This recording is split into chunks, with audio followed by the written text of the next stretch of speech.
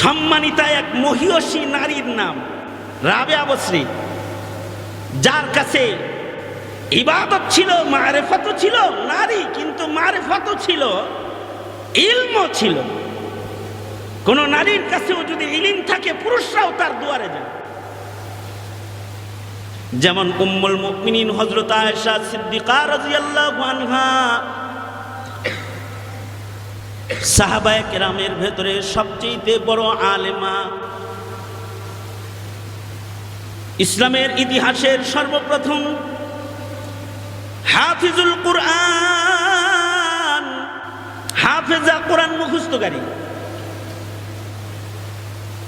উম্মুল মুমিনিন হযরত আয়েশা সিদ্দিকা সাহাবায়ে কেরামের ভেতরে, মহিলাদের ভেতরে সবচেয়ে বেশি হাদিস রিওয়ায়াতকারী।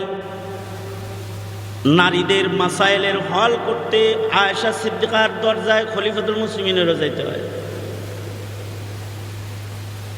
আবু বকর উমরকেও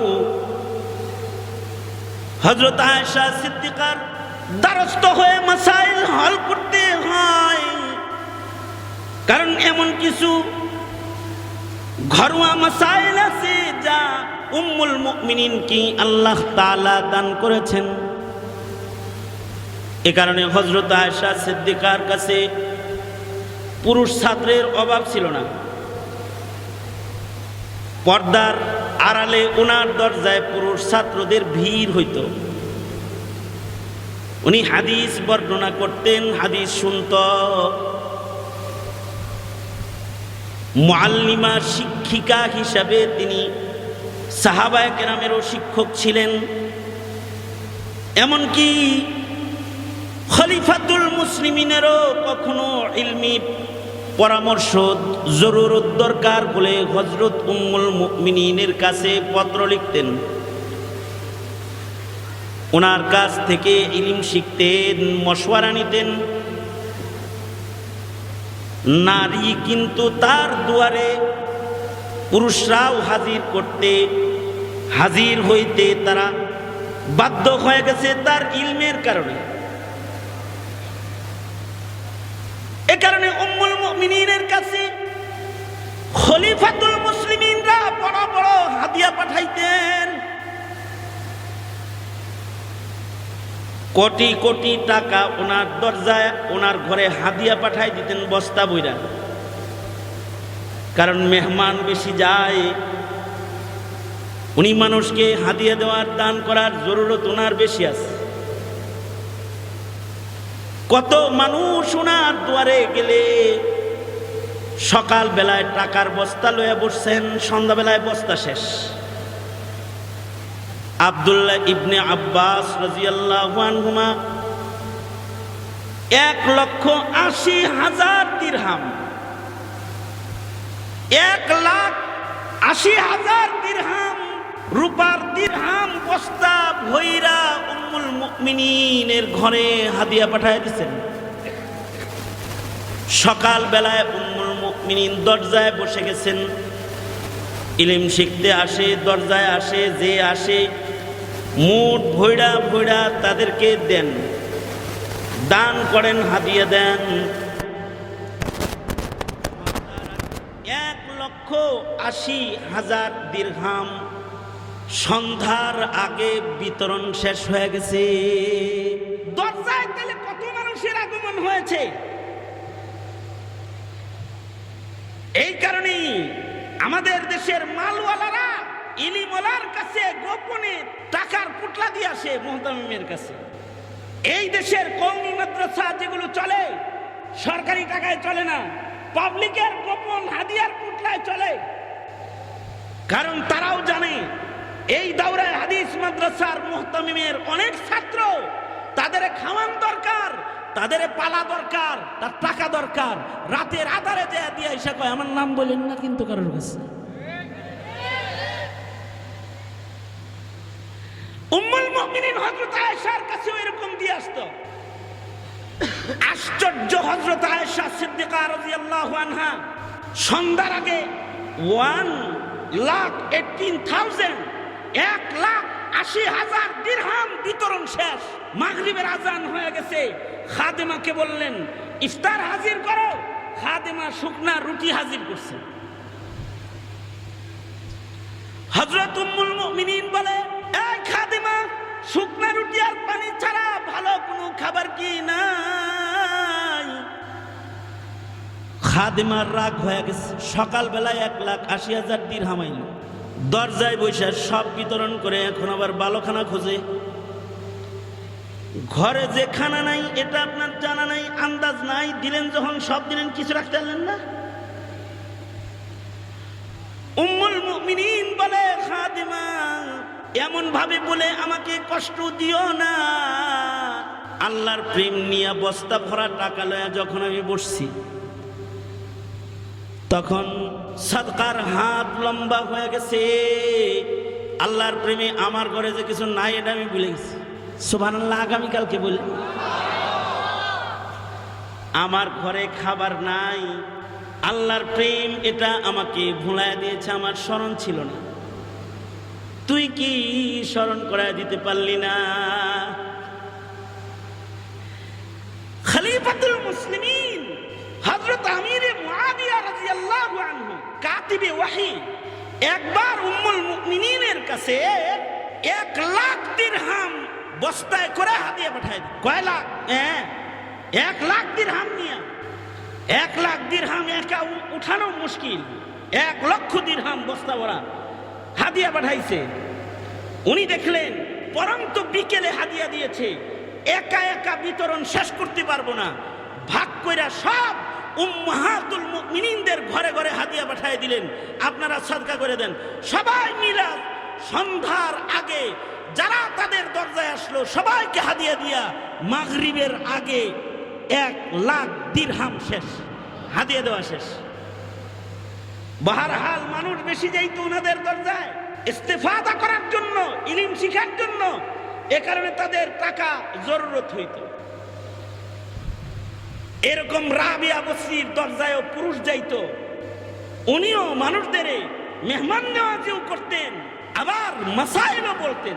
এক টাগরা যুবক গেছে দরজায়, যা বলতেছে, আম্মাজান রাবিয়া, আহ কত সম্মান আপনার যে আপনার কাছে আইছি মাসালা জানতে, নসিহা আপনার কাছ থেকে নিতে, আপনার দুয়ারে দাঁড়াইছি আমি, কিন্তু আপনি তো সৃষ্টিগত ভাবে ঠকে গেছেন। কি ঠকছি? বেডি মানুষের খাতায় নাম গেছে, মহিলার খাতায় নাম গেছে, পুরুষ হইলে কিছুটা জিততেন, নারী হয়ে ঠকছেন। রাবেয়া বসরি বলে, পুরুষ হইলে জিততাম, নারী হয়ে ঠকছি, তুমি বুঝলা কেমনে? আমারে বুঝায় দাও। পুরুষ যে নারীর চাইতে দামি এটা তোমারে কে বলছে? অথবা নারী হয়ে আমি ঠকেছি, পুরুষ হয়ে তুমি জিতেছো, এটা কেমনে বুঝেছো? যুবক তার বুদ্ধিমত্তা দিয়ে তার বুদ্ধিমতো জবাব দেয়, মহিলার দাম হইল কোন দাম? তো পুরুষরাই আল্লাহ দিছে। দেখেন না, গোটা নারী জাতির ভিতরে একটা নবী নাই। কি নাই? গোটা মহিলা জাতির ভিতরে একটা নবী আল্লাহ পাঠায় নাই। পুরুষরা দামি দেখে দামি চেয়ার গুলো আল্লাহ তাআলা নবীদের বেটে বেটে দিয়ে দিছে। কথা আগেই না বুঝা হযরত রাবিয়া বসরি বলে, কিন্তু দেখো নারীদেরকে আল্লাহ তাআলা এমন সম্মান দান করেছেন যে পৃথিবীর কোন নবী বাপ ছাড়া জন্ম হইলেও মায়ের পেট ছাড়া দুনিয়ার আলো বাতাস দেখে না। এবার তুমি বলো, নারীর সম্মান কি কমলো না বাড়লো? তাই নারীর ভিতরেও যদি ইলম পাওয়া যায়, কুল হাল ইয়াস্তাবিল্লাযীনা ইয়া'লামুন ওয়াল্লাযীনা লা ইয়া'লামুন। ওগো বন্ধু, আপনি আমার বান্দাদেরকে জানিয়ে দেন, যার কাছে ইলম আছে আর যার কাছে ইলম নাই, নর হোক নারী হোক, হাল ইয়াস্তাবিল্লাযীনা ইয়া'লামুন ওয়াল্লাযীনা লা ইয়া'লামুন। যার কাছে ইলম আছে আর যার কাছে ইলম নাই, দুইজন সমান না। ইলমের দ্বারা মানুষের সম্মান। এ কারণে তলাবুল ইলমি ফারিদাতুন আলা কুল্লি মুসলিম। নর নারী সকলের উপরে ইলম শিক্ষা গ্রহণ করা ফরজ। নারীও ইলম শিখবে, নারী শিখাবেও। পুরুষ মুআল্লিম হবে, নারী মুআল্লিমা হবে। পুরুষ পুরুষদেরকে তালিম দিবে, নারী নারীকে তালিম দিবে। কিন্তু এখন আশ্চর্য জগৎ শুরু হয়েছে, পুরুষের কাছে কিছু ইলম থাকলেও নারীর কাছে নাই। নারী যার ইলম আছে তার ভেতরে তহারাত বা শরীয়তের পাবন্দি নাই। পুরুষ সহশিক্ষার নামে নারীরও শিক্ষক, পুরুষেরও শিক্ষক, পর্দার ফরজ ভুলে গেছে। নারীরাও কিছু আছে, শিক্ষিকা হইতে গিয়ে নারী শিক্ষিকার যে আদাব, সে আদবের সিংহাসন থেকে চলে গেছে। যদি কোনো নারী শিক্ষিকা হয়ে হযরত আয়েশা সিদ্দিকার মতো পর্দা করে শিক্ষিকা হয়, তাহলে এ শিক্ষিকার মর্যাদাও আল্লাহর কাছে বেড়ে যায়। হযরত আয়েশা সিদ্দিকা শিক্ষিকা ছিলেন, এইটারে অনেক সময় ম্যাডাম শিক্ষিকারা দলিল বানায়, আমরাও শিক্ষিকা। আরে হযরত আয়েশা শিক্ষিকা ছিলেন, আব্দুল্লাহ ইবনে উমর, ইবনে আব্বাস, ইবনে মাসউদের উস্তাদ ছিলেন। কিন্তু ওনারা উর্নিবিহীন, বুরকাবিহীন বেহায়া শিক্ষিকা ছিলেন না। তারা বেহায়া শিক্ষিকা না, বাহায়া শিক্ষিকা। হযরত আয়েশা সিদ্দিকা পুরুষদেরকে শিক্ষা দিতেন, কিন্তু পুরুষদেরকে ভয় পাইতেন কিরকম? পুরুষদের সাথে ওনার পর্দার আচরণ কেমন ছিল এটা বুঝার জন্য হযরত আয়েশার ছোট্ট একটি অবস্থান আপনাদের কাছে বর্ণনা করে যাই। হযরত আয়েশার শান, আয়েশা সিদ্দিকার শান, যে হযরত আয়েশা সিদ্দিকা রাদিয়াল্লাহু আনহার হুজরার ভেতরে সরওয়ারে দু আলম নবী শুয়ে আছেন। উম্মুল মুমিনিন ফখর করে বলতেন, আমার ঘরেই রাসূলের ইন্তেকাল, আমার রানের উপরে পয়গম্বরের ওয়াফাত, আমার মুখের থুথুওয়ালা মিসওয়াক দিয়ে নবীর মিসওয়াক, জীবনের শেষ মিসওয়াক, আমার ঘরে নবীজির দাফন, আমার ঘরেই আরামগাহ নবীজির, ইসরাফিলের বাঁশি পর্যন্ত আমার ঘর উম্মতের জিয়ারতগাহ। কিয়ামত পর্যন্ত নবীর আশিকরা নবীকে সালাম দিতে আমার দরজায় আসবে। আল্লাহর রাসূল সাল্লাল্লাহু আলাইহি ওয়াসাল্লাম হুজরায়ে আয়েশা ইন্তেকাল করেছেন, আর হুজরায়ে আয়েশায় হযরত নবী আলাইহিস সালাতু ওয়াস সালামের জিসমে আতহারটাকে রাখা হয়েছে। হযরত আয়েশা সিদ্দিকার ঘরের এই মাটিটা, যেই মাটির ভেতরে নবীজির জিসমে আতহার শুয়ে আছে, এই মাটিটার দাম আল্লাহর কাছে আল্লাহর আরশের চাইতেও অনেক বেশি দামি। কারণ মাখলুক হিসেবে নবীর চাইতে দামি মাখলুক নাই, মাখলুক হিসেবে আরশের চাইতেও নবীর দাম বেশি। আর নবী আলাইহিস সালাতু ওয়াস সালামের সাথে মাটি লেগে আছে, দামি মাখলুকের সাথে লেগে থাকা দামি মাটিটার দামও বেশি। মাখলুক হিসেবে যদি তরতিব দেই, তাইলে হযরত আয়েশা সিদ্দিকার হুজরার মাটির মূল্য আরশের চাইতে বেশি দামি। হুজরায়ে আয়েশা, নবীজির ওফাতের পরে নবীজিকে হুজরায়ে আয়েশার এক পাশে দাফন করা হয়েছে, আর আরেক পাশে উম্মুল মুমিনিন শুয়ে থাকতেন। ঘরের এক কোণে আছে পয়গম্বরের কবর, রওজা আতহার, আর ঘরের আরেক পাশে হযরত আয়েশা নবীজির সাথে যতদিন হায়াত ছিলেন এক ঘরে শুয়েছিলেন। হযরত আয়েশা সিদ্দিকা রাদিয়াল্লাহু আনহা নবীজির ওফাতের পরে নবীর কবর, আর হযরত আয়েশা মাটির উপরে, নবীজি মাটির নিচে জিসমে আতহার নবীজির হযরত আয়েশার ঘরের এক কোণে। এবার খলিফাতুল মুসলিমিন হযরত আবু বকরের ইন্তেকাল হয়ে গেল। এবার হযরত আবু বকরের দরখাস্ত, মা আয়েশা, নবীজির কদমের কাছে কি একটু জায়গা হবে আমার? আরেকটা কবর খনন করা হলো, যেখানে সরওয়ারে দু আলম নবীর কদমের কাছে হযরত আবু বকরকে দাফন করা হলো। কারণ আবু বকর তো নবীজির হিজরতেরও সাথী। হযরত আবু বকরের ওসিয়ত ছিল, আমার লাশটা কবর খনন করে কবরের পারে নিয়ে যে রাখবে আর বলবে নবীজিকে, ওগো হায়াতুন নবী, আপনার আবু বকরকে আপনার পাশে রাখতে চাই, নবী অনুমতি দিলে রাখবা, তাছাড়া রাখবা না।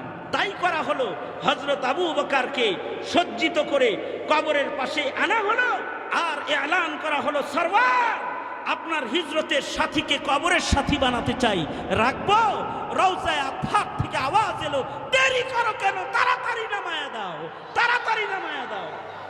এবার এই হুজরা আয়েশার ভেতরে তিনজন আছে, একদিকে সরওয়ারে দু আলম, আর একদিকে সরওয়ারে দু আলমের কদম বরাবর আবু বকর সিদ্দিক আকবর, আর উপরে ঘুমান, উপরে থাকেন হযরত উম্মুল মুমিনিন আয়েশা সিদ্দিকা। হযরত উমরের পেটের খাদ্যথলি দুশমনের আঘাতে কেটে গেল, মৃত্যুর প্রহর হযরত উমর গুনতেছেন। হযরত উমর নিজের সন্তানকে আবু বকরের অনুকরণ করে পাঠায়া দিলেন, যাও উম্মুল মুমিনিনকে বলো আরেকটা কবরের জায়গা ওখানে আছে, উম্মুল মুমিনিন যদি ইজাজত দেয় তাহলে নবীর কদমের কাছে বরজখের জায়গাটা আমি ভিক্ষা চাই, কারণ আমারও কবর জগতে থাকতে ভয় হয়, নবীর কদমের কাছে শুয়ে থাকলে নিরাপদ মনে করি। হযরত আয়েশা সিদ্দিকা নিজের কবরের জায়গাটা খলিফাতুল মুসলিমিন হযরত উমরকে দিয়ে দিলেন। আব্দুল্লাহ ইবনে উমরকে বললেন, যাও খলিফাকে খবর বলো, ভয় নাই, আমার কবরের জায়গা ওনাকে হাদিয়া দিয়ে দিলাম। এবার তিনজনার কবর হয়েছে, পাশে যে খালি জায়গা আছে ওখানে উম্মুল মুমিনিন থাকেন। উমরের দাফন কমপ্লিট হয়ে গেলে উম্মুল মুমিনিন হযরত আয়েশা বলে, এই তিনটা কবর এখন এই পাশে আমার থাকার জায়গা, এতদিন পর্যন্ত কোনো পর্দা লাগে নাই, কারণ স্বামীর সাথে বিবির পর্দা নাই। বলবেন মরার পরে কে স্বামী থাকে? হ্যাঁ, নবীদের বিবিরা মৃত্যুর পরেও তাদের বিবি থাকে, কারণ সকল নবীরা কবরে জিন্দা। এ কারণে সাধারণ মানুষ মরে গেলে তার বিবির অন্যত্র বিবাহ হয়, কিন্তু কোনো নবীর বিবির বিবাহ নাই, কারণ নবীরা কবরে হাই, নবীর মিরাজ নাই, বন্টন নাই। মরা মানুষের মিরাজ বন্টন হয়, নবীর মিরাজ বন্টন নাই। মরা মানুষের দেহ মাটি খায়, নবীদের দেহ অক্ষত, মাটি ছয় না। নবী হাই, নবীদের বিবি, অন্যত্র বিবাহ নাই। মৃত্যুর পরেও নবীরা স্বামী, নবীজি স্বামী। উম্মুল মুমিনিন আয়েশা সিদ্দিকা স্ত্রী, ঘরের ভেতরে আছেন স্বামী, পর্দা নাই। ঘরের ভেতরে আছেন আমার বাবা আবু বকর, বাবার সাথে মেয়ের পর্দা নাই। কিন্তু আজকে উমরকে শোয়া দিয়েছ, এবার আর শহীদ উমরের পাশে পর্দা ছাড়া থাকার উপায় নাই। এবার কবর আর আমার বিশ্রামের বসবাসের জায়গা বরাবর মোটা পর্দা টানায়া দাও। সাহাবীরা বলে, কবরের মানুষের সাথেও কি পর্দা করতে হয়? হযরত আয়েশা সিদ্দিকা বলে, উমরের পাশে পর্দা ছাড়া এখানে থাকতে আমি আয়েশার লজ্জা হয়। আল্লাহু আকবার জোরে করে বলেন।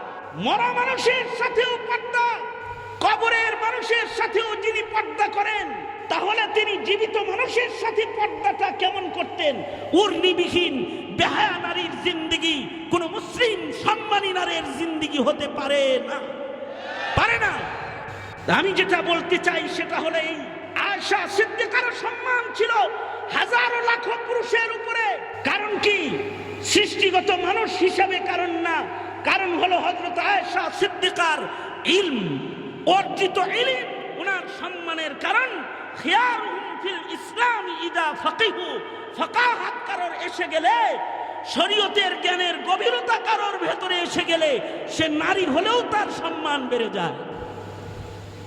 এ কারণে বলবো, ডক্টর বানাও, ইঞ্জিনিয়ার বানাও, অ্যাডভোকেট বানাও, ভাই তুমি তোমার সন্তানকে কিন্তু ইলম শিখাও। তুমি তোমার কন্যাকে দুনিয়ার জ্ঞান শিখাও, এটার জরুরত আছে। কিন্তু ইলমে দিন বাদ দিয়ে মূর্খতার চাদরে পেঁচায় না, তাকে ইলম শিখাও। কারণ ইলমের দ্বারাই মানুষের সম্মান। কিয়ামত পর্যন্ত যার কাছে ইলম থাকবে তার একটা সম্মান আলাদা। ফজলুল আলিমি আলাল আবিদি কা ফজলি আলা আদনাকুম। আল্লাহর রাসূল সাল্লাল্লাহু আলাইহি ওয়াসাল্লাম বলেন, নবীজি বলেন, সাধারণ মানুষের মধ্যে একজন জ্ঞানী আলেম, আলেমার সম্মান কেমন জানো? আমি নবীর সম্মান সাহাবীদের ভেতরে যেমন, আলেমের সম্মান সাধারণের ভেতরে তেমন। নবীদেরকে বেইজ্জত করলে যেমন আল্লাহ তাআলা ওই জালেমকে ছাড়ে না, আলেমকে বেইজ্জত করলেও আল্লাহ তাআলা ছাড়ে না। 16 বছর পরে এমন ধরাই ধরছে যে জমিনে হেঁটে যাওয়ার উপায় হয় নাই, উড়াল দিয়ে বিদায় নিতে হয়েছে, উড়াল দিয়ে বিদায় নিতে হয়েছে। এ কারণে মুহতারাম হাজিরিন, চোখে উঙ্গুল দিয়ে বুঝায় বলার পরেও যদি কারোর বুঝে না আসে, তাহলে আফসোস ছাড়া আর অন্য কিছু না। সমাজের আলেমদের মূল্যায়ন করো, ঠিক কিনা? জোরে আওয়াজ করে বলেন। এই আল খিদমা উলামা পরিষদ, আলেমদের কাফেলা, এরা জাতির সংস্কারে ভূমিকা রাখনেওয়ালা রাহবারে মারহাক, তাদের মূল্যায়ন করো। তারা তোমাদের জায়েজ না জায়েজ, হালাল হারাম তোমাদের সামনে তুলে দিলে সেটাকে গ্রহণ করো, তাদের সাদারতকে গ্রহণ করো। তাদেরকে নিয়ন্ত্রণ করার জন্য আইন না, তাদের কাছে শরীয়তের যে আইন আছে সেটার দ্বারাই সমাজ, ব্যক্তি, রাষ্ট্রকে নিয়ন্ত্রণ করো, শান্তি প্রতিষ্ঠা পাবে, ঠিক কিনা? জোরে আওয়াজ করে বলেন। সঙ্গত কারণে আমার যুব শক্তি, আমার ছাত্র জনতা, তোমাদের রক্তের অনেক মূল্য, যে তোমাদের রক্তের বিনিময়ে দেশ বারবার স্বাধীন হয়েছে, তোমাদের রক্তের বিনিময়ে কিয়ামত পর্যন্ত নওজওয়ানদের ভূমিকায় আল্লাহর জমিনে আল্লাহর দ্বীন আল্লাহ তাআলা কায়েম করবে। কিন্তু তোমরা তোমাদের এই রক্তের সম্মান রক্ষার পাশাপাশি আখিরাতের সম্মান রক্ষা করতে আলেমদের কিয়াদতকে গ্রহণ করো। তৈয়ার আছেন তো ইনশাআল্লাহ? আমি আপনাদেরকে খুশখবর শোনাই, আমার পরে আজকে এমন এমন মুরব্বীরা এখানে বয়ান করবেন যাদের কাছে এই পরিমাণে ইলম আছে, আমি খালিদ সাইফুল্লাহ তাদের ছাত্র হওয়ারও যোগ্য না। শেখুল হাদিস, বিশিষ্ট মুহাদ্দিস ফরিদউদ্দিন আল মুবারক দামাত বারকাতুহুম, আল্লামা জুনায়েদ আল হাবিব দামাত বারকাতুহুম, এরা তো সাগর, মহাসাগর। তাদের সম্মান তাদের ইলমের কারণে, আমি তাদের ছাত্র হওয়ারও যোগ্য না তাদের ইলমের সঙ্গত কারণেই আলেমদের ইজ্জত করি। আপনাদের এলাকার মুরব্বী, আমার অত্যন্ত শ্রদ্ধাভাজন বড় ভাই মুফতি আব্দুর রহিম কাসেমি, কাসেমি বাগানের এক জীবন্ত ফুল, আজকের মজলিসের সভাপতি তথা এই মজলিসে উপস্থিত হযরত উলামায়ে কেরাম, এরা সম্মানী। আমি দোয়া করি আপনাদের জন্য, আপনাদেরকে আল্লাহ তাআলা আলেমদের সম্মান বুঝার ও ইলমের কদর করার তৌফিক দান করুন। এ কারণে মসজিদ মাদ্রাসায় গিয়ে হকদারি না, ক্ষমতার পরিবর্তন হয়েছে, এবার আওয়ামী ক্যাডাররা বিদায় নিয়েছে, মসজিদ মাদ্রাসায় বিএনপি ক্যাডারদের আগমন ঘটে যান, এরকম কি না? এইরকম না হয়ে তাদের ইজ্জত কদরকে প্রতিষ্ঠা করা চাই।